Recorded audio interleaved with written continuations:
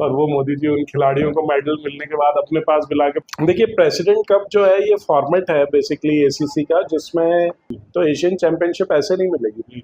कोटा दीजिए, कोटा नौकरी में नहीं चाहिए, कोटा एजुकेशन सिस्टम में चाहिए कि हमारे ओलंपियंस भी 36 में हमारा टारगेट है कि जब इंडिया में होगा। मैं आपको कहूँगा स्पोर्ट्स सस्ता नहीं है, स्पोर्ट्स बहुत महंगा है। मुझे तो नीरज चोपड़ा जी खुद ही अपने आप में आज 500 करोड़ के आदमी हैं, किस स्पॉन्सरशिप की जरूरत है? फुटबॉल खेल रहे हैं, क्रिकेट खेल रहे हैं, टीटी खेल रहे हैं, तो आप दिन में 3 बार हारेंगे और 4 बार जीतेंगे। जॉब के लिए परेशान है वो खेल रहा है, ये इंडिया का दुर्भाग्य है।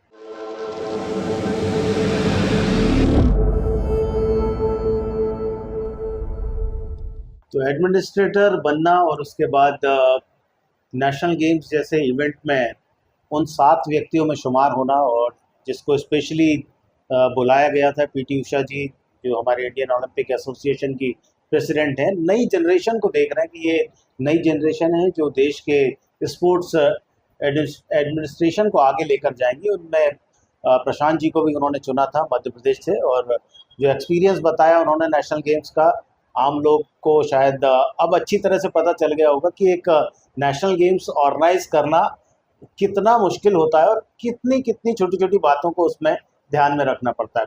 प्रशांत जी, अभी आपका एसोसिएशन एक इवेंट कर रहा है प्रेसिडेंट कप, 17 कंट्रीज़ के प्लेयर आएंगे जिसमें, और ये हमारे देश में पहली बार हो रहा है। इसके पहले अलग अलग कंट्रीज़ में ये हो चुका है। तो ये जो प्रेसिडेंट कप है इसके बारे में थोड़ा सा बताएं कि इसकी क्या अहमियत है पूरे वर्ल्ड लेवल पर, और कयाकिंग कैनोइंग को इस प्रेसिडेंट कप से कितना लाभ होता है जो अलग अलग कंट्रीज़ में आप ऑर्गेनाइज करते हैं?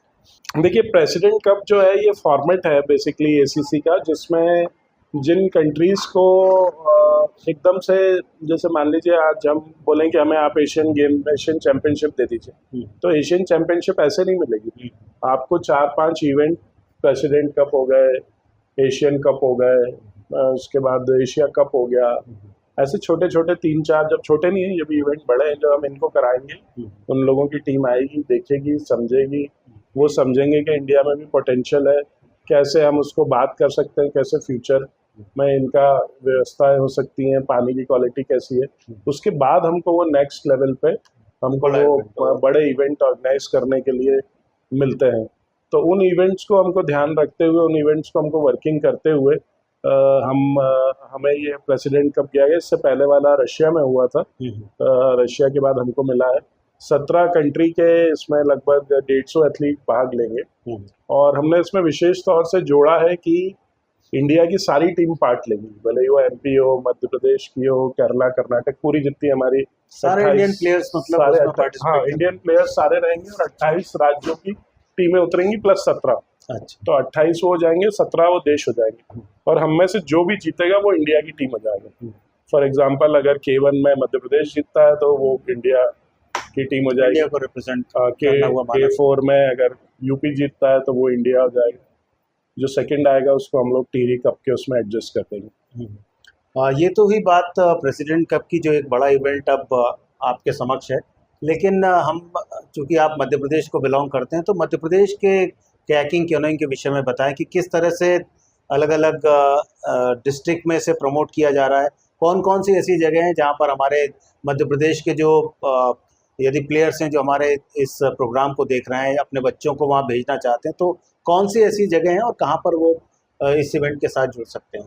देखिए, मध्य प्रदेश में आज की तारीख में कई जिलों में खेल हो रहा है, कई जगह, जैसे महेश्वर हो गया, जबलपुर हो गया, ग्वालियर हो गया, भिंड हो गया, आपका उज्जैन में भी हम लोग करते हैं जब जाके वहाँ पे इवेंट, प्लस आपका सागर हो गया। तो ये सब जगह फीडर सेंटर, और प्लस जो लोग सरकार की स्कीम्स भी हैं, स्पोर्ट्स अथॉरिटी ऑफ इंडिया की स्कीम्स भी हैं, तो वहाँ पर जाके एथलीट्स को पूरे इंडिया, पूरे मध्य प्रदेश से, टीकमगढ़, छिंदवाड़ा के भी बच्चे हैं हमारे पास में, तो वो सब लोगों को जाकर वहाँ पर ट्रेनिंग दे के उनको सिखा के और फिर हम भोपाल ले आते हैं। क्योंकि गेम जो भी, मतलब हम स्टेट लेवल पे काम करते हैं, तो स्टेट अकेडमी में हमारे पास 30 का कोटा है, और साई में भी 40 का कोटा, ऐसे करके 100 खिलाड़ी हमारे पास हो जाते हैं। 200-100 खिलाड़ी हमारे क्लब पे आते हैं, 300-100 खिलाड़ी गवर्नमेंट के पास, 500-600 लोगों की नर्सरी मध्य प्रदेश में भोपाल में ही है, जो सब जगह से फीडर सेंटर के रूप में यहाँ पर आ जाते हैं।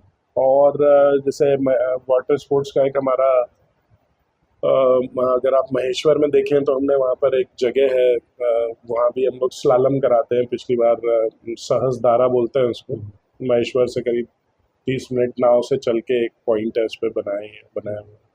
यहाँ पर बांद्रा बांध पे अगर आप देखेंगे तो नर्मदापुरम में वहाँ भी वाइट वाटर है, वहाँ भी हमने स्टेट कराया था, और हर सैटरडे संडे वहाँ पे ट्रेनिंग के लिए बच्चे जाते हैं हमारे। तो डेवलप हो रहा है ग्रेजुअली, और जैसे मैंने कहा कि हमारे जो नंबर ऑफ मेडल्स हैं वो सबसे ज़्यादा जो है वो प्रदेश में इन्हीं खेलों में आते हैं। तो प्रदेश की गवर्नमेंट का, प्रदेश के कोचेस अपॉइंटेड हैं, फॉरेन कोच हमारे अपॉइंटेड है यहाँ पर। तो सरकार का भी जो कंपैरेटिवली जो इंटरेस्ट है या रुझान है वो हमारे खेल की तरफ बहुत रहता है। इक्विपमेंट वाइज हो या स्पोर्ट्स अथॉरिटी ऑफ इंडिया का सेंटर है, उनके पास भी 4 कोचेस हैं।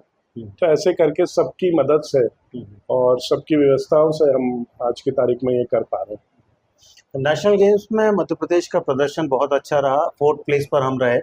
तो गवर्नमेंट ऑफ मध्य प्रदेश किस तरह से आपके साथ मिलकर काम करती है, या किस तरह का सपोर्ट आज के समय में गवर्नमेंट ऑफ मध्य प्रदेश का रहता है आपके स्पोर्ट्स के लिए, स्पेशली आपके स्पोर्ट्स के लिए? देखिए, हमारे लिए तो one of the biggest support जो है वो मध्य प्रदेश गवर्नमेंट का कैकिंग, कैनोइंग और रोइंग दोनों ही खेलों की तरफ रहता है। चूँकि मेडल्स, जैसे मैंने कहा, सबसे ज़्यादा हम लोग कमाऊ पूत हैं प्रदेश के, सबसे ज़्यादा मेडल लेके आते हैं, और सारे जो हमारे खिलाड़ी हैं वो सब मध्य प्रदेश के भी होते हैं। उसमें सबसे बड़ी बात है कि जितने हैं सब मूल निवासी मध्य प्रदेश के ही होते हैं, तो वो भी एक उनके लिए बड़ा यूएसपी है। और जब भी इक्विपमेंट चाहिए, जैसे अभी हमको जिम दिया उन्होंने, इक्विपमेंट दिया, जो भी हम मानते हैं, हमारी तो चीज़ें मतलब फर्स्ट हैंडेडली पूरी कर दी जाती हैं। विशेष तौर से स्पोर्ट्स मिनिस्टर जो पहले थे, मैडम भी, और जो अब हैं विश्वास भाई भी, दोनों ही बड़े ही डायनेमिक लीडर्स हैं और स्पोर्ट्स को मिले भी हैं। डायरेक्टर स्पोर्ट्स भी पवन जैन साहब हों या गुप्ता जी हों या मैं अभी के डायरेक्टर हों, इन लोगों का भी विजन हमेशा स्पोर्ट्स के प्रति बहुत ही पॉजिटिव रहा है। पुराने भी श्रीवास्तव जी थे, डॉक्टर शैलेंद्र श्रीवास्तव, इन सभी लोगों का जो विजन रहा है वो स्पोर्ट्स के प्रति बड़ा अच्छा रहा है, और एक स्ट्रक्चर बना चला आ रहा है। तो वो लेगेसी जो 10-12 साल से एकेडमीज चल रही हैं वो आज इस स्थिति में आ गई है, जो वर्ल्ड क्लास हैं कहीं, तो बहुत ही अच्छी, इससे अच्छी फैसिलिटी इंडिया में कहीं नहीं है, कई एकेडमीज की। और बच्चों को बहुत अच्छा रहना, खाना, फूड, डाइट वाइट सब एक लेवल और एक स्टैंडर्ड का दिया जाता है, तो उससे रिजल्ट आ रहे हैं। उससे जो टॉप 4 पोजीशन में आए हैं वो है। मैं फिर से लेकिन सरकार से रिक्वेस्ट भी करूंगा कि आप कोटा दीजिए। कोटा नौकरी में नहीं चाहिए, कोटा एजुकेशन सिस्टम में चाहिए। मेडिकल में स्पोर्ट्स का कोटा होना चाहिए, इंजीनियरिंग में स्पोर्ट्स का कोटा होना चाहिए। तो जिन बच्चों को खेलने के लिए, मतलब आज हमारे यहाँ खेल वो रहा है दुर्भाग्य से, जिसको खाना नहीं मिल रहा वो खेलने चला जाता है। लेकिन वो बच्चा जो मेडिकल में एडमिशन लेना चाहेगा और वो उसका माँ बाप कोशिश करेगा कि इसको नेशनल खिला दूं ताकि मेडिकल में एडमिशन मिल जाए, तो वो बच्चा इंटरनेशनल बहुत जल्दी पहुंच जाए। आज सामान्य परिवार के बच्चे, काजू बादाम खाने वाले बच्चे खेल नहीं रहे। आज खेल वो रहा है जिनको खाना नहीं मिल रहा है, या जिनके वो इकोनॉमिकली प्रॉब्लम है, या जो जॉब के लिए परेशान है, वो खेल रहा है। ये इंडिया का दुर्भाग्य है, और इसी कारण से मेडल नहीं आते। तो वो अपने एक लेवल तक जाते हैं और वहाँ रुक जाते हैं। अगर एक अच्छे परिवार का जो बचपन से ही दूध बादाम खा के बड़ा हुआ है, उसका जोग्राफिकली, बॉडिकली व्यवस्थाएं अच्छी हैं, परिवार अच्छा है, और उसके पास फाइनेंशियल सपोर्ट भी, क्योंकि आजकल मैं आपको कहूँगा स्पोर्ट्स सस्ता नहीं है, स्पोर्ट्स बहुत महंगा है। मेरी बिटिया स्विमिंग करती थी, तो मुझे लगता था स्विमिंग सबसे अच्छा है, कॉस्ट्यूम दिला दिया हो गया। लेकिन जैसे ही वो नेशनल लेवल पे पहुंची तो पता चला कि उसका स्विमिंग कॉस्ट्यूम की कीमत 20,000 रुपये है, और वो 3 ही बार पहन सकते हैं। वो 3 बार के बाद वो खराब हो जाता है, कुछ हो जाता है। तो मुझे समझ में आया कि स्विमिंग भी बहुत महंगा एक स्पोर्ट्स है। तो जैसे मैंने वाटर स्पोर्ट्स का भी कहा, या क्रिकेट भी खेलते हैं तो 2 बॉल लग गई तो आज 1,000 रुपए की 2 बॉल आपकी खत्म हो जाती है। तो स्पोर्ट्स इज नॉट मतलब IAS बनना सस्ता है, डॉक्टर बनना सस्ता है, खिलाड़ी बनना महंगा है आज की तारीख में, अगर मैं कहूँगा। क्योंकि अभी हम लोग प्रोफेशनली भी देख रहे हैं कि एक प्लेयर के साथ 8-8 लोग तो रहते हैं। साइकोलॉजिस्ट है, फिजियोथेरेपिस्ट है, स्ट्रेंथ एंड कंडीशनिंग का है, फिर उसका कोच है, फिर गेम स्पेसिफिक कोच है, फिर उसके बाद फिजियोथेरेपी है, मैश्योर है, मेंटल हीलर है। मतलब एक खिलाड़ी के साथ 8 लोग तो हमारी टीम में लगे हुए। तो 8 लोग तो मुझे लगता नहीं कि किसी IAS एस्पिरेंट्स के साथ भी होते होंगे। तो मेरा कहना है बहुत मुश्किल है, बहुत मेहनत का काम है, बहुत रिजल्ट ओरिएंटेड भी है, लेकिन करना चाहिए। तो मैं कहूँगा कि जैसे जो माँ बाप हैं, आज फॉर एग्जांपल हमें किसी अपने बच्चे को मेडिकल में भर्ती कराना है, तो मेडिकल में भर्ती कराने के लिए हम 4 बजे उठ के 5 बजे एमपी नगर में बच्चे को छोड़ने जाते हैं, और फिर उसको 8 बजे लेके फिर वहीं से जूस पिला के खाना खिला के स्कूल छोड़ते हैं, 2 बजे फिर लेके आते हैं और फिर 4 बजे कोचिंग में जाते हैं और फिर 8 बजे लेके आते हैं। अगर ऐसी डेडिकेटेडली मेहनत अगर स्पोर्ट्स में हो जाए उस लेवल के, मतलब हमारे यहाँ 80% बच्चे आते हैं, उनके माँ बाप को हम बुलाते हैं तो भी नहीं आ पाते, क्योंकि वो आ ही नहीं सकते, क्योंकि अगर वो यहाँ आ जाएंगे तो हो सकता है शाम को चूल्हा नहीं जलेगा उनके, क्योंकि उनके पास वो लिमिटेड सोर्स है रेवेन्यूज का। तो वो बच्चे के पेरेंट्स अगर स्पोर्ट्स में मेहनत करेंगे, या जैसे आप जो ओलंपियन बने हैं उनको अगर आप देखेंगे, राठौर हो, भानु हो या सानिया नेहवाल हो, तो उनके पिताजी माताजी उनके साथ 24 घंटे उनको स्कूटर पे बस में भैंस क्या दूध बेच के, ज़मीन बेच के उन्होंने अपना इनपुट दिया, तब वो मेडल लिए, फिर वो वहाँ पहुँचे। तो वो डेडिकेशन की ज़रूरत है, और वो तभी आएगा जब हम रिजर्वेशन करेंगे। रिजर्वेशन जॉब में नहीं चाहिए हमें, हमारे खिलाड़ी को बाबू, चपरासी या सिपाही नहीं बनाना, आप उसको पढ़ाई में रिजर्वेशन दें। मैंने मंत्री जी जो है भारत सरकार के, उनको भी कहा कि हमारे लड़के मतलब आज इंडिया टीम को रिप्रेजेंट कर रहा है, कल आपने ज्वाइन करा के उसको आप घंटी में बिठा रहे हो या एनडीसी या सिपाही बना रहे हो, तो उसका जीवन तो खत्म है practically. So he should be at that level he is presented India.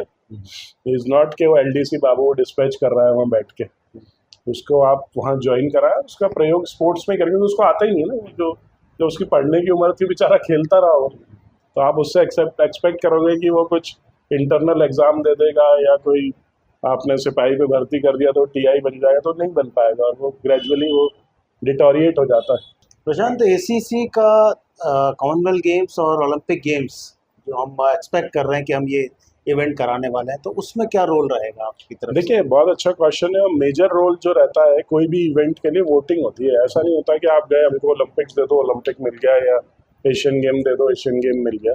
वहाँ पे पूरा हाउस होता है, हाउस में सारे देश के रिप्रेजेंटेटिव बैठते हैं, फिर हर देश का रिप्रेजेंट, मतलब जैसे 5-5, 8-8 देश क्लेम करती हैं कि ये हम करेंगे, ये हम करेंगे, उनका प्रेजेंटेशन होता है, उन प्रेजेंटेशन को सब देखते हैं और फिर वोट करते हैं। उस वोटिंग सारी नेशनल्स, फॉर एग्जांपल इंडिया ने किया, कतर ने किया, यूएई ने किया, थाईलैंड ने किया और जापान ने किया, तो सबके प्रेजेंटेशंस होंगे।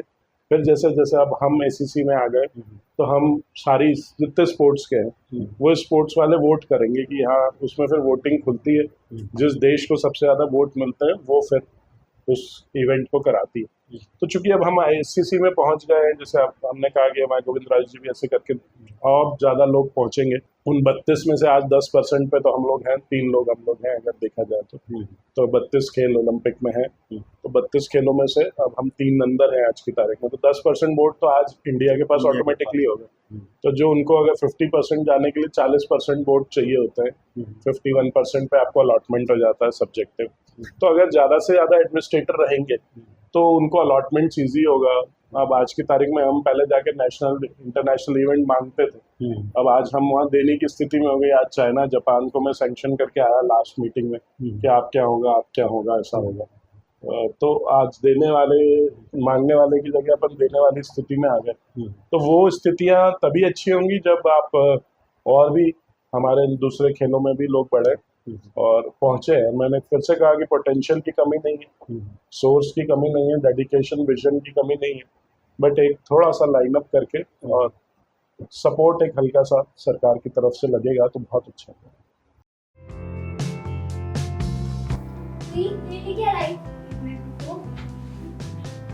Eyebrow toner powder, eyebrow hair shampoo, eyebrow onion hair oil, ये मेरे लिए भी लेके उसका eyebrow charcoal face wash, eyebrow the word of Aldi Cosmetics.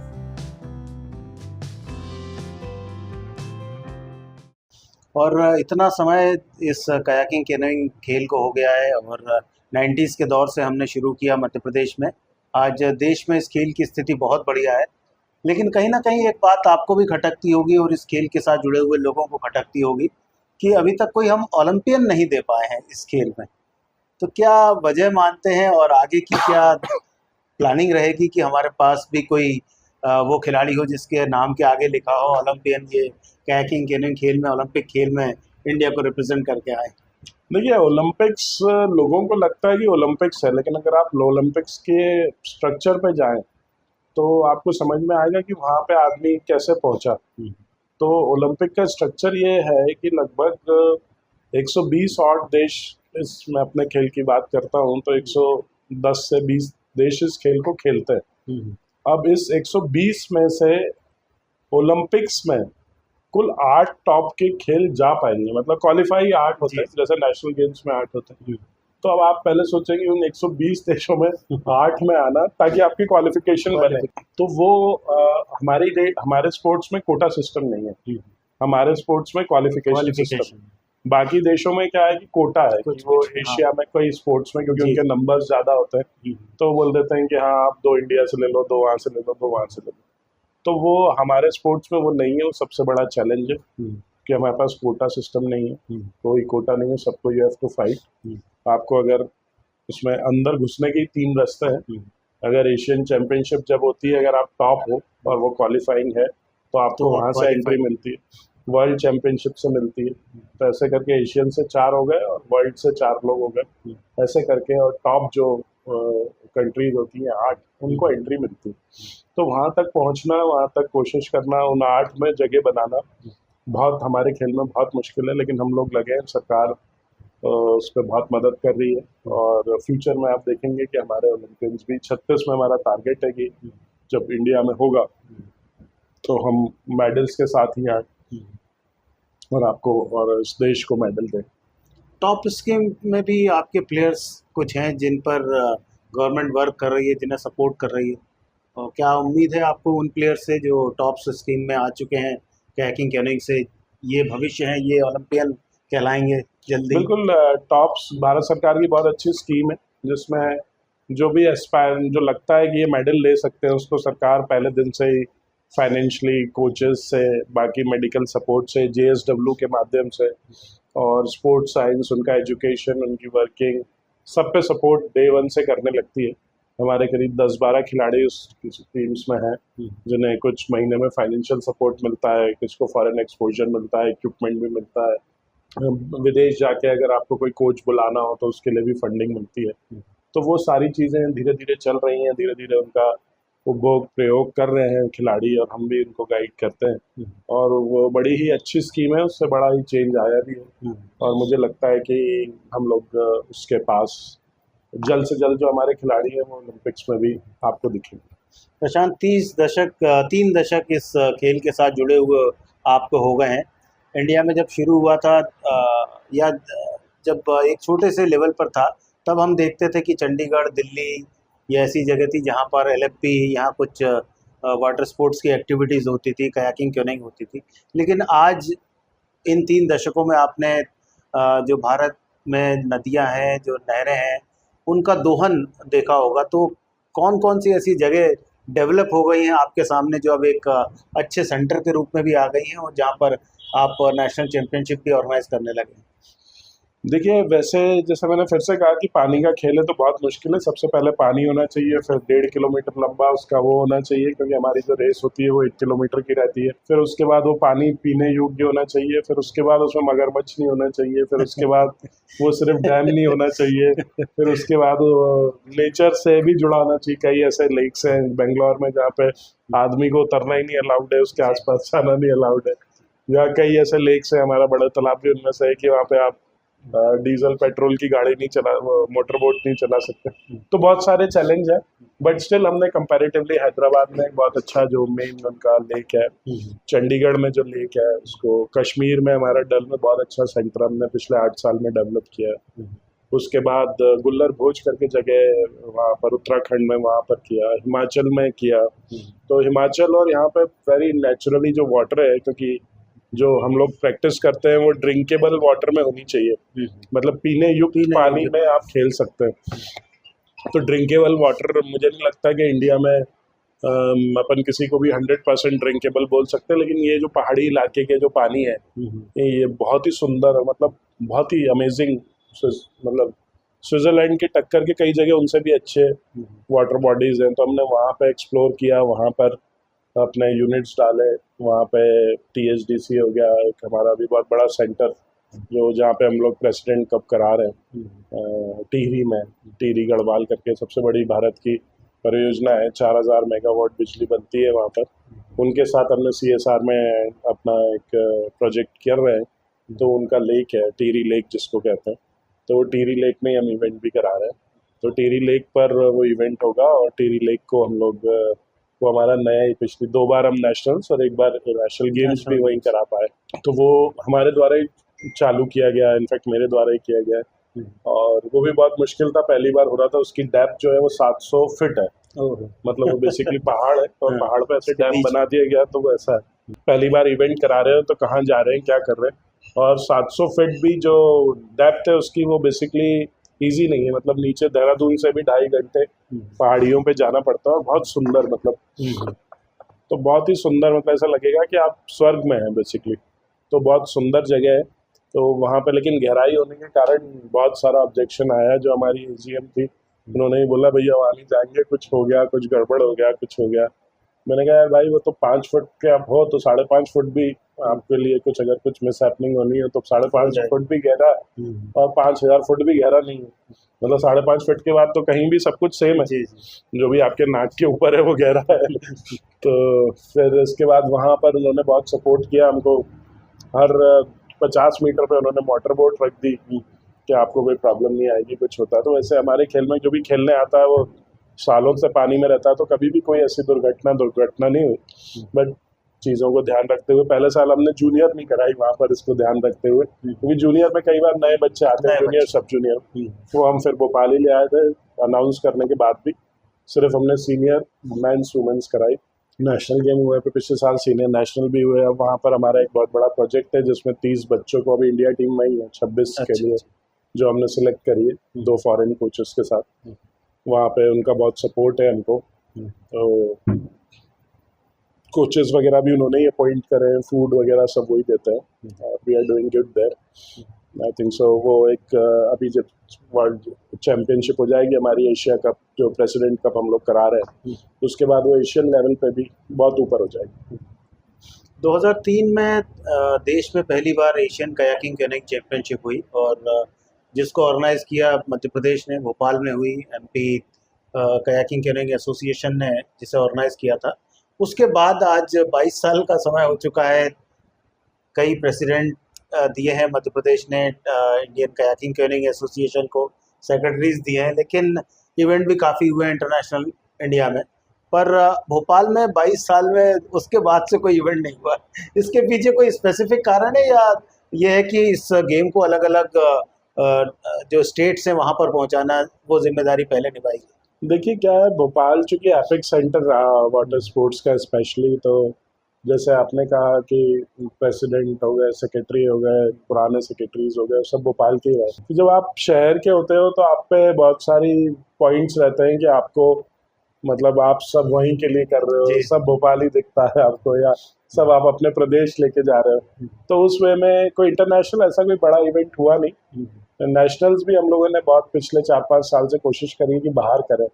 यहाँ पे जब कोई नहीं कराता तब हम भोपाल में कराते हैं, क्योंकि दूसरे जब नेशनल्स होते हैं तो लोकल स्टेट भी डेवलप होती है, वहाँ पे इक्विपमेंट भी परचेज होता है, वहाँ के मिनिस्टर्स, वहाँ के लोगों को खेल देखने को भी मिलता है, तो एक रुझान आता है, बच्चों को भी देखने को मिलता है, तो मार्केटिंग होती है, तो खेल ग्रो करता है उस रीजन में भी। तो मेरा पर्सनली ये रहा कि हम इसको स्टेट के बाहर लेके जाएं, ज़्यादा से ज़्यादा स्टेटों में कराएं, ज़्यादा से ज़्यादा जगह पे इसको बड़ा करें, क्योंकि लिमिटेड होती है नेशनल चैम्पियनशिप, साल में एक ही होती है।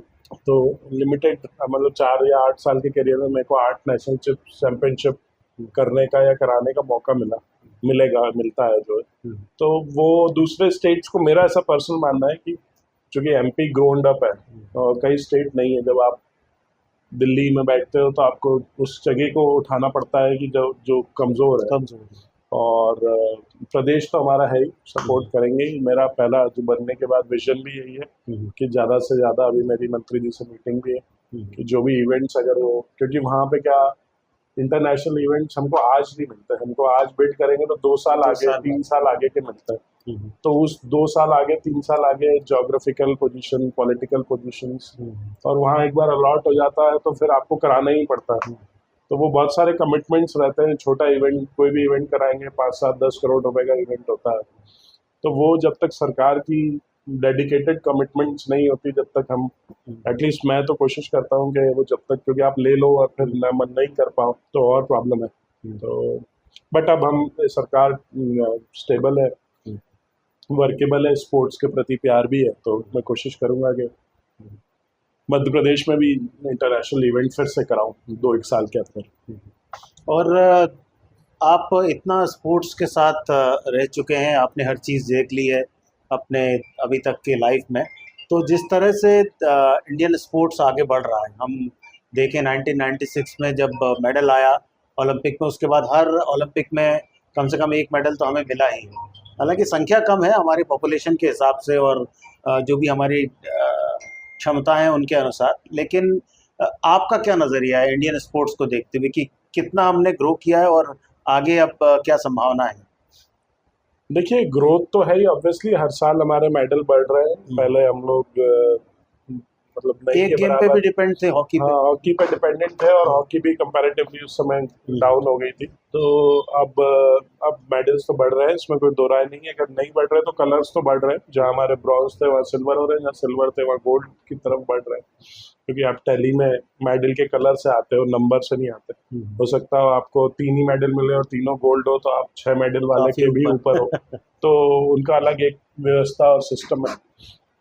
लेकिन जो मुझे लगता है वो सरकारों को और स्पोर्ट्स एडमिनिस्ट्रेटर जो हमारे देश के हैं, जो पॉलिसीज बनाते हैं, उनको वैसे खेल चूज करने पड़ेंगे जिसमें मेडल और स्कोप ज़्यादा हो। ऐसे कई खेल हैं ओलंपिक्स में कि जो जिसमें मतलब एशिया में ही फॉर एग्जांपल हमारा स्लालम ही है, अगर जी, मैं जी। अपने खेल से ही जोड़ूं। स्लालम में कुल एशिया में 3 ही ट्रैक है अच्छा, जिसमें वो हो इवेंट सकता है। कोर्स। एक जापान में, एक चाइना में, एक थाईलैंड में। तो अगर जहाँ पूरे एशिया में कोर्स ही नहीं है तो खिलाड़ी नहीं है, कहाँ से? खिलाड़ी नहीं है तो कम जीतने के चांसेस ज़्यादा है। आज कुल 250 या 300 खिलाड़ी इस पूरे स्लालम में एशिया में खेलते हैं। हमारे स्विमिंग पूल में 300 लोग एक बार में पानी में घुसते हैं, भोपाल के स्विमिंग पूल में।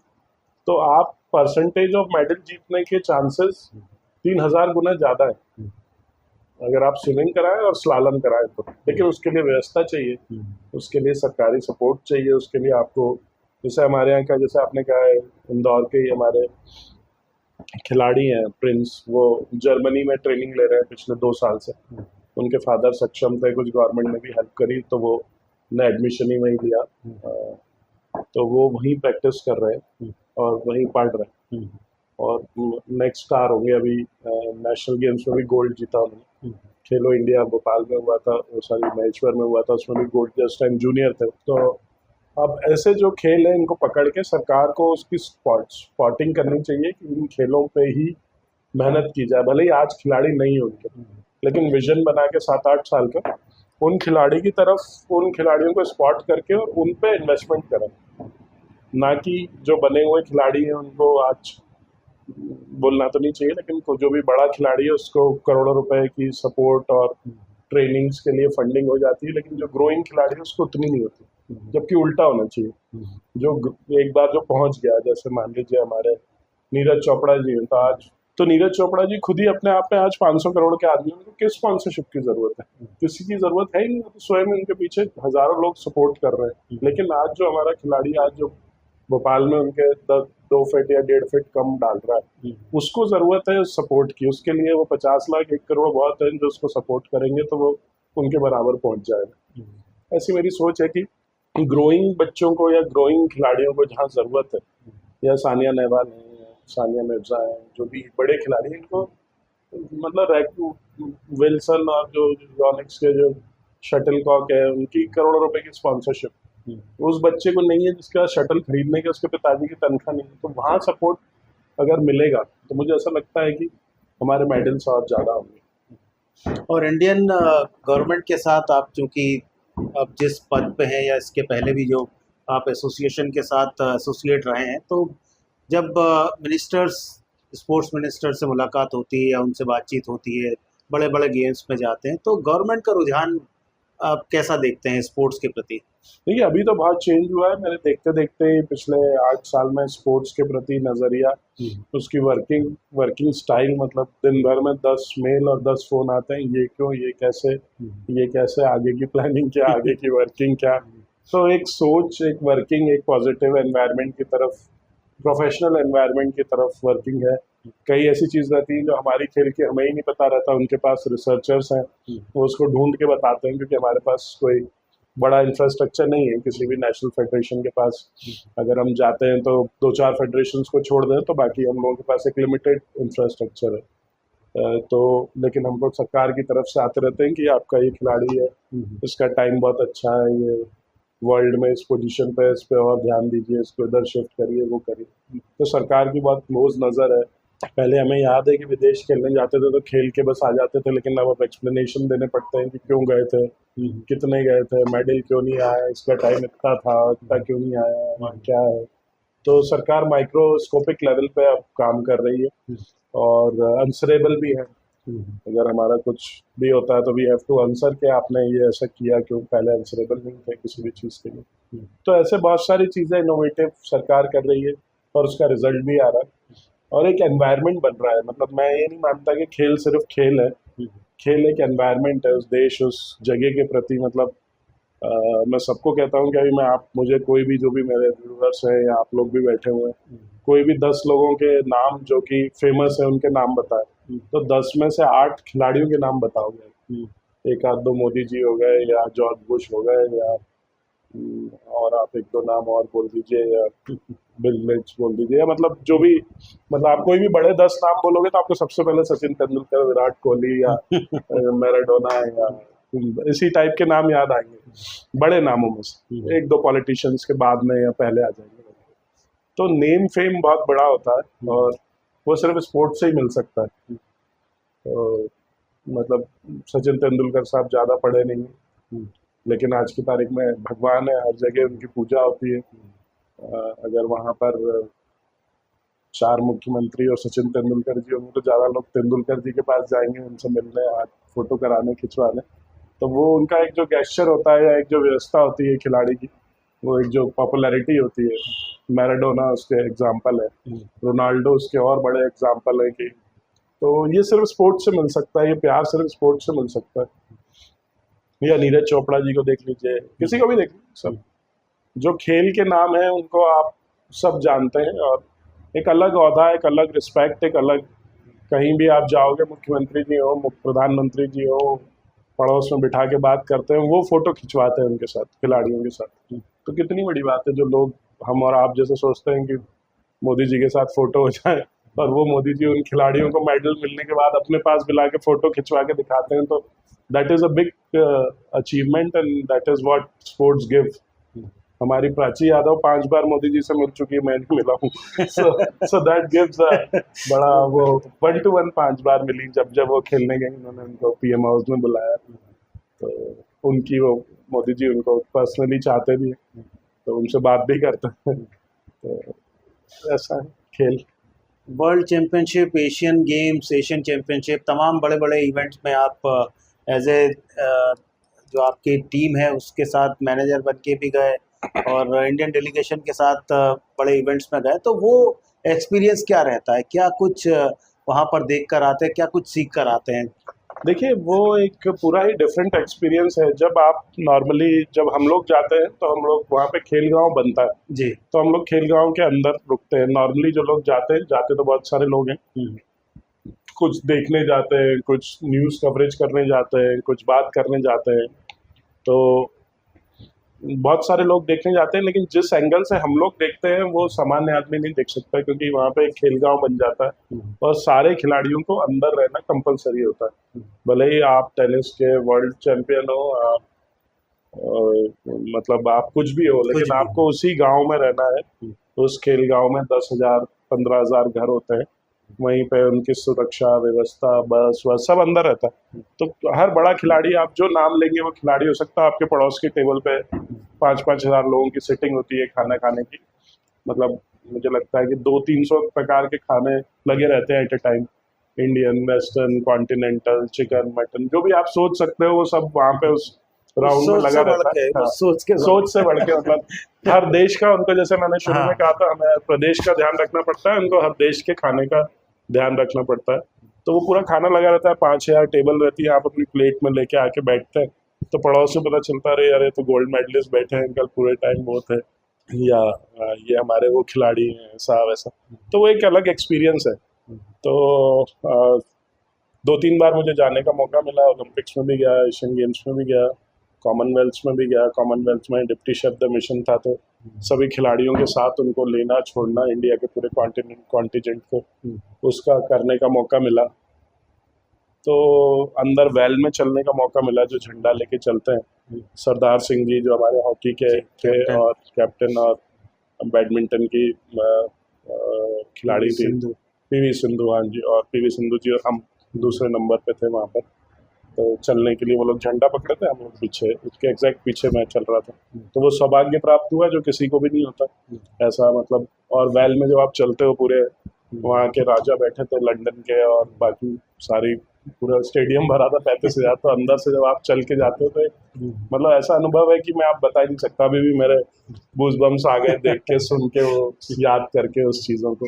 जब आप देश की कपड़े पहन के और देश का क्रच लगा के चलते हैं, तो वो अनमैच्ड है।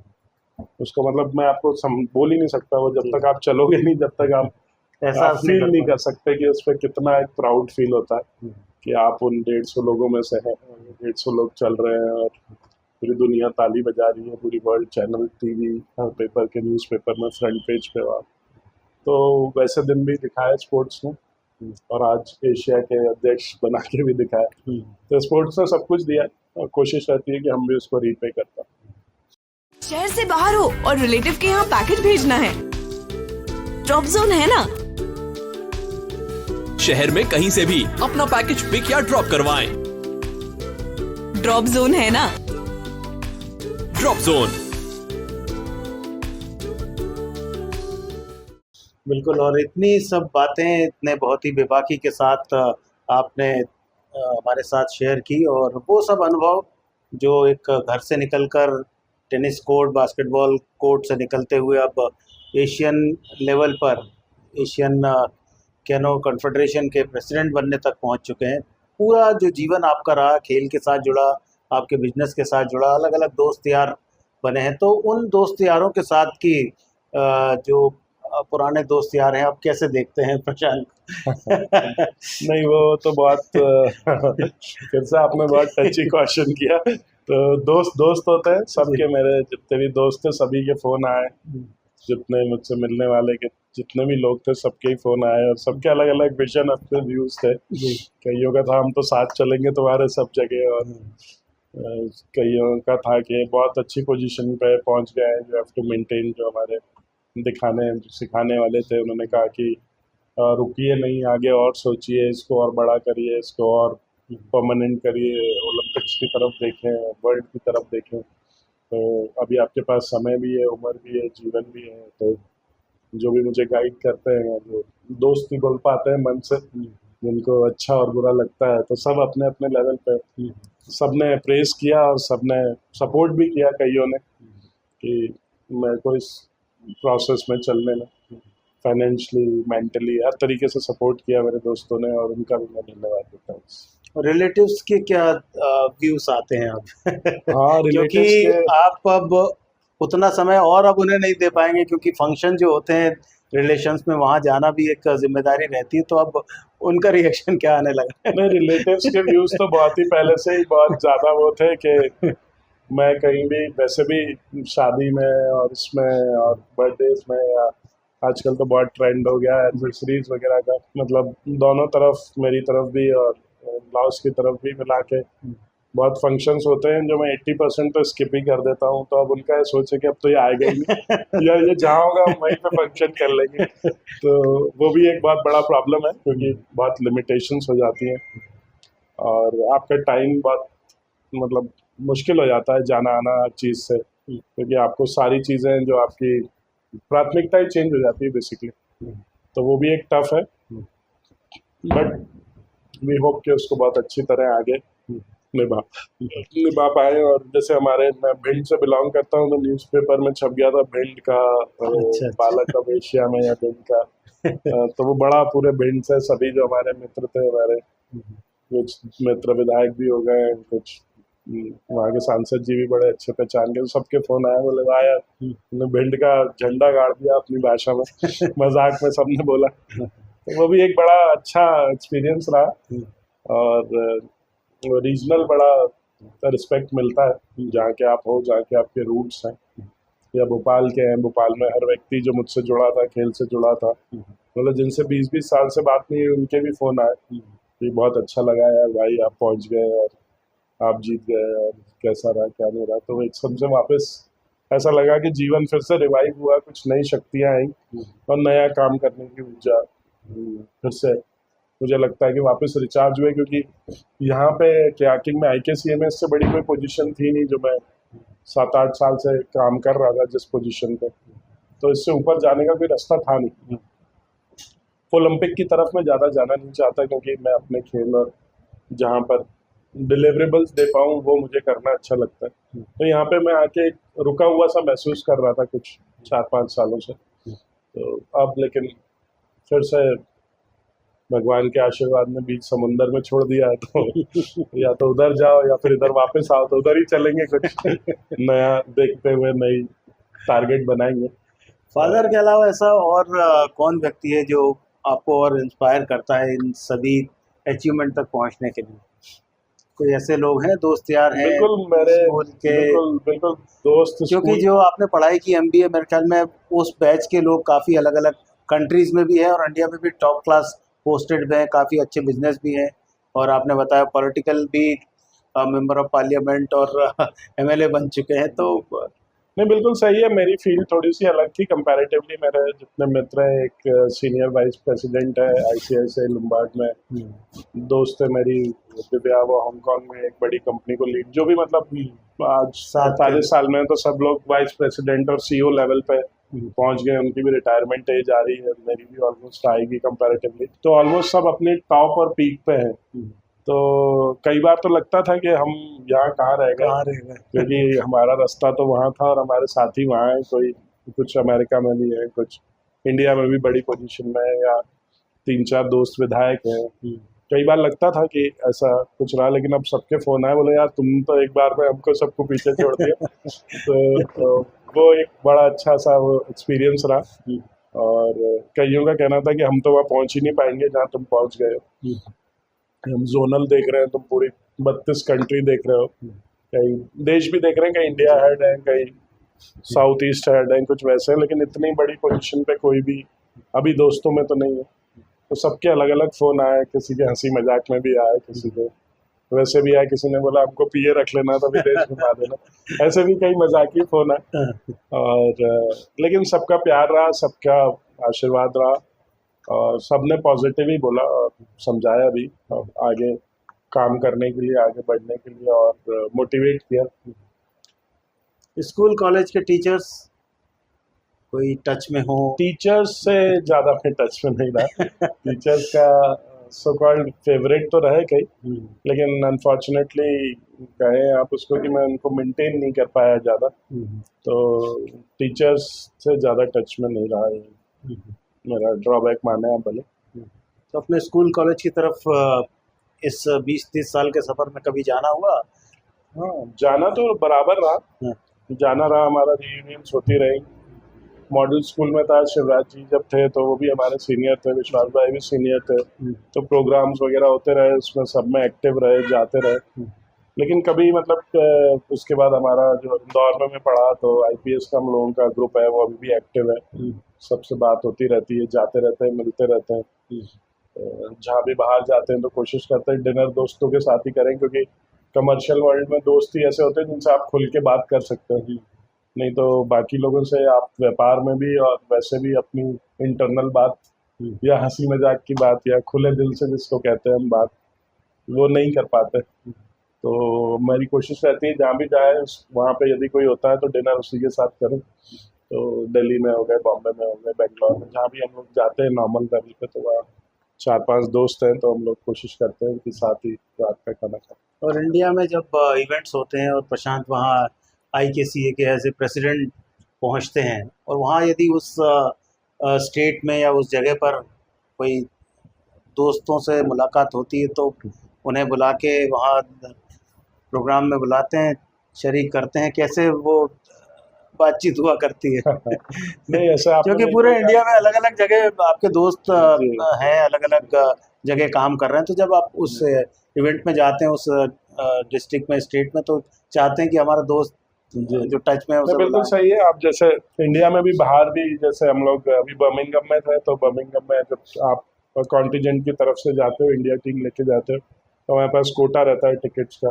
तो वहाँ जितने दोस्त थे उनके या उनके रिलेटिव्स थे, उनके फ़ोन आए कि यार ये इंडिया का मैच है, Opening इसका ceremony टिकट दे देखना है। दीजिए, ओपनिंग सेरेमनी का टिकट दे दीजिए। हम्म। या जैसे मान लीजिए उत्तराखंड में थे तो वहाँ पे VIP लॉन्च के टिकट्स रहते हैं और बाकी चीज़ें, तो उनके जैसे मान लीजिए आपके रिलेटिव्स हैं या कोई दोस्त है तो फ़ोन आ जाता है, तो वो रहता है। और प्रेसिडेंट की हैसियत से एज अ प्रोटोकॉल किसी भी स्टेट में जाते हैं तो नेक्स्ट टू CM हमारी चेयर होती है एज अ प्रेसिडेंट।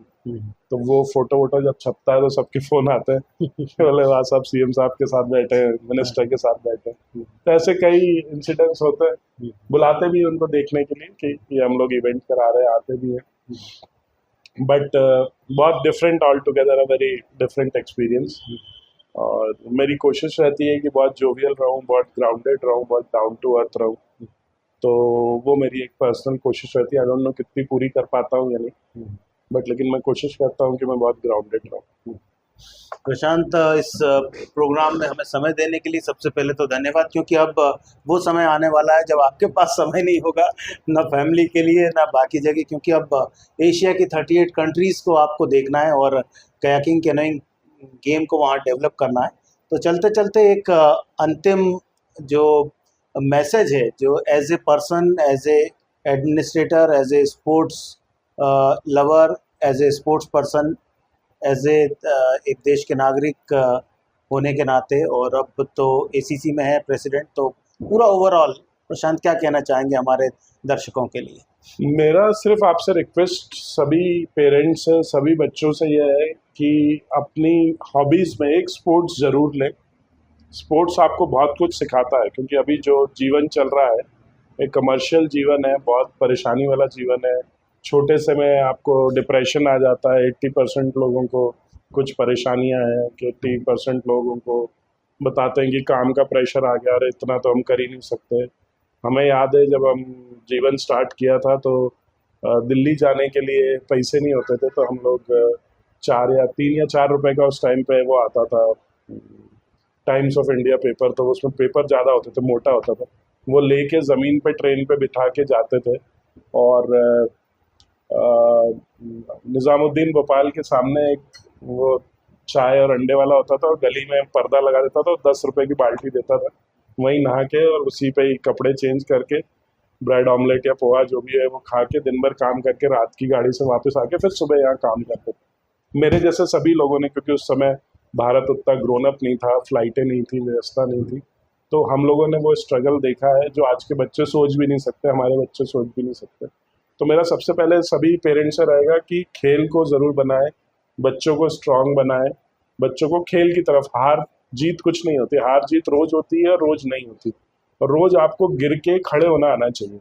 100 बार हम परेशान होते हैं, 100 बार गिर जाते हैं, डिप्रेशन आता है, लेकिन सुबह फिर वापस से एक व्यवस्थित होके वो आपको सिर्फ खेल ही सिखाएगा। क्योंकि आप और किसी में, मान लीजिए आप एग्ज़ाम दे रहे हैं, तो एग्ज़ाम आप देंगे साल में एक बार, तब आप फेल या पास होंगे। या अगर आप बैडमिंटन खेल रहे हैं, फुटबॉल खेल रहे हैं, क्रिकेट खेल रहे हैं, TT खेल रहे हैं, तो आप दिन में 3 बार हारेंगे और 4 बार जीतेंगे। तो आपका मेंटल लेवल और मेंटल जो है वो तेज़ होता है और मेंटल एबिलिटी बढ़ती है, तो आपको छोटी मोटी प्रॉब्लम नहीं दिखती। फिर आप बचपन से ही खेलने में, 8वीं क्लास में मल्लार आश्रम में उज्जैन में रहा, ट्रेनिंग ली, तो वो एक सीख है, दोस्तों के साथ एक मिलना हुआ, एक कंपनी बनी, एक व्यवस्था बनी, बिना ट्रेन बिना रिजर्वेशन, एक दिन खाना, शाम को नहीं खाना, 500 रुपये में दिन काटना, मतलब महीना उस ज़माने में तो 1000 रुपये मिलते थे। तो वो सब ट्रेनिंग होती है। आजकल के वो बच्चों को वो पता ही नहीं है कि वो होता भी क्या है। तो वो टफनेस होना ज़रूरी है, नंबर 1। नंबर 2, जो पेरेंट्स अपने बच्चों को खिला सकते हैं, खिलाना से जो स्पोर्ट्स पे उनको इन्वेस्ट कर सकते हैं, उनको स्पोर्ट्स पे इन्वेस्ट करना चाहिए। क्योंकि मैं सबको कहता हूँ कि कमर्शियल वर्ल्ड है। अगर हम आज नॉर्मल कैलकुलेट करें तो एक आईएएस की तनख्वाह 2 लाख रुपए हमारे देश में, जो कि सबसे अच्छी मानी जाती है, 2 लाख रुपए यानी साल में 24 लाख रुपए, यानी 10 साल में 2 करोड़ 40 लाख रुपए, यानी उसके पूरे जीवन में 35 साल में मुझे लगता है 11.5 करोड़ से ज़्यादा। और आज हमारी बच्ची अकेली प्राची को ही पिछले 2 साल में 5 करोड़ रुपए सरकार इनाम दे चुकी है। तो वो जो आईएएस पूरे, मैं आईएएस वैसे कैटेगोरिकली कह रहा हूँ, मतलब ऐसा कोई मेरा स्पेसिफिक कहना नहीं कि वो जो आईएएस अपने 30 साल के जीवन में कमाएगा, वो हमारा बच्चा आज 25 साल की उम्र में कमा के खड़ा हुआ है। और सरकार की तरफ से इतनी मदद है, इतने ज़्यादा पैसे हैं। अभी मैं कल ही था दिल्ली में पीटी उषा मैडम के साथ, तो बता रहे थे कि 7 करोड़ रुपए का फर्स्ट इनाम वो अलग घोषित कर रही है भारत सरकार। ओलंपिक्स में अगर आप मेडल लाओगे तो 5 करोड़ देगी, आप हरियाणा में हो तो 5 और मिलेंगे, एमपी में हो तो शायद 3 का बजट है, पंजाब में हो तो 7 का। तो अगर आप ओलंपिक्स में एक मेडल जीत के आ जाते हो तो आप 15 करोड़ के तो पहले दिन मालिक हो जाते हो। और क्रिकेट उसका लाइव एग्जाम्पल है। जैसे क्रिकेट आज हुआ है, 10 साल पहले नहीं था, 10 साल बाद ये खेल वैसे ही हो जाएंगे जैसा आज क्रिकेट है। तो मेरा सबसे रिक्वेस्ट है कि जिसकी जो हॉबी है, जिस खिलाड़ी, जो बच्चे की जो हॉबी है उसकी तरफ दे, उसको बढ़ाए, पढ़ाई के साथ उसको खिलाए भी, और अगर उसका थोड़ा भी इंटरेस्ट है तो उस पर इन्वेस्ट करें, उसको एक प्रोफेशनल वे में इन्वेस्ट करें। जैसे आप स्कूल में फीस देते हैं कि आज हम फॉर एग्जांपल एक्स स्कूल में पढ़ा रहे हैं और हम 10 लाख रुपए साल फीस दे रहे हैं, तो उसको 5 लाख रुपए स्पोर्ट्स पे भी खर्च करें, उसकी डाइट पे, उसके खाने पे, उसके कोचिंग पे, उसकी व्यवस्थाओं पे, उसके कपड़ों पे, उसके जूतों पे, उसकी टेक्निक्स पे। तो स्काई इज़ नो लिमिट। आपके और आपके बच्चे को कोई नहीं रोक सकता। आप सिर्फ किताबें पढ़ें और देखें, जितने भी पुराने खिलाड़ी हैं उनके माँ बाप ने उनको बनाया और किसी ने नहीं बनाया। जब तक आप उस लेवल पे जैसे ही आओगे तो आपको सरकार, स्पॉन्सरशिप, 100 लोग मिल जाएंगे। मतलब आपको पैसे रखने के लिए नहीं होंगे, इतने पैसे आएंगे। तो मेरा सबसे रिक्वेस्ट है कि अपने बच्चों को हॉबीज़ की तरह खिलाएं, और अगर उनकी हॉबी अच्छी लगती है उनको, तो उसको प्रोफेशनली भी बढ़ाएं। बस यही मेरा एक रिक्वेस्ट है कि आगे, और हमारे एशिया के जो भी इवेंट्स हैं उनको आप फॉलो करें, हमारा पेज तो acc.com। तो हमारे इंटरनेशनल जो भी इवेंट्स हैं, आप इंडिया के जितने भी लोग हैं, जितने हमारे भोपाल के लोग हैं, आप कभी भी आएँ तो मुझे वहाँ पे मौका दीजिए, मेरे गेस्ट बनिए और हमारा इवेंट देखिए। प्रशांत जी, स्पोर्ट्स मिरर 1 के लिए आप क्या कहना चाहेंगे? क्योंकि हम चाहते हैं कि इसमें सभी लोग को समावेशित करें, जो लोग खेलों के साथ जुड़े हैं, चाहे उसके वे प्रशासक हों, चाहे वो हमारे बड़े लेवल के ओलंपियंस हों, हमारे कोचेज़ हों, और हमारे इवेंट्स हों जो अलग अलग डिस्ट्रिक्ट, स्टेट, नेशनल लेवल के होते हैं, वो भी हम दर्शकों तक पहुंचाना चाहते हैं। तो आप कैसे देखते हैं स्पोर्ट्स मिरर 1 को? देखिए, sports mirror one of the, मुझे ऐसा लगता है कि सबसे बेहतर और सबसे उभरता हुआ यूट्यूब चैनल जो मुझे लगता है कि आज की तारीख में है, जो हर चीज़ों को कवर करता है। सिर्फ ऐसा नहीं कि खेल के इवेंट्स ही दिखा रहा है, जो कोचेस की स्टोरी हो या प्लेयर्स की स्टोरी हो, या आपके डिस्ट्रिक्ट लेवल से कोई बड़ा हो, या डिस्ट्रिक्ट में कोई अच्छा काम कर रहा हो, या इंटरनेशनल लेवल पे जो कोई अच्छा काम कर रहा हो, या उभरता हुआ खिलाड़ी हो, या उसकी स्टोरी हो, उसको सभी जगह जाके कवर करता है। और उसका जो विजन है, जो व्यूअर्स हैं, वो बहुत ही अच्छे हैं, उसके कमेंट्स और चीज़ें देखने लायक होती हैं। और जो ये यूट्यूब की एक क्रांति आई है, उसमें स्पोर्ट्स की स्पेशली, क्योंकि यूट्यूब की क्रांति हर फील्ड में आई है, उसमें स्पोर्ट्स की जो क्रांति है, उसमें आपका चैनल जो है वो एक one of the best channel India में मैं कहूँगा, जो कवर कर रहा है और लोगों को दिखाता है, और उनकी सच्चाई से बेदाग रूप से, मतलब सरकार के साथ भी उनकी कमियां भी, उनकी अच्छाइयां भी सभी को दिखाता है, और 1 to 1 उसको टैप भी करता है। तो मेरे को लगता है कि योर चैनल विल बी बहुत बड़ा एक कंट्रीब्यूशन होगा जब हम 36 में या आगे ओलंपिक्स में मेडल लेंगे। तो सभी का योगदान होता है, सिर्फ खिलाड़ी का नहीं होता। जैसे मैंने कहा कि उसमें कोच का भी रहता है, शासन का, प्रशासन का, तो मीडिया का भी एक बड़ा योगदान रहता है कि उस समय उस खिलाड़ी की आवाज़ उस जगह तक पहुंचाना, या उस एडमिनिस्ट्रेटर की आवाज़ उस जगह तक पहुंचाना जहां पे उसकी आवाज़ को तवज्जो मिले, कि उस खिलाड़ी तो बहुत अच्छा है, उसको कोई जानता ही नहीं है, तो वो वैसे ही वहीं पे ज़ीरो हो गया। और आपके चैनल या किसी भी पत्रकारिता या कोई भी पत्रकारिता मोड के द्वारा अगर उसको उठाया जाता है और वो नज़र में आता है, तो उसके बोलने से ही उसको बहुत सारी मदद मिल जाती है। उसमें का आपका एक चैनल है और बहुत अच्छा ग्रोइंग चैनल है। मैं आपके उज्जवल भविष्य के लिए कामना करता हूँ, और भविष्य में और भी कुछ मेरे लायक जो भी होगा, कुछ भी जो बेस्ट कुछ भी इवेंट्स होंगे, या जो भी कुछ नई न्यूज़ होंगी, तो मैं सबसे पहले आपको दूँगा। बहुत अच्छी बात प्रशांत आपने कही, और एक अच्छा मैसेज जो न केवल प्लेयर्स के लिए है बल्कि उनके पेरेंट्स के लिए भी है कि आप अपने बच्चे को कैसे ग्रो कर सकते हैं।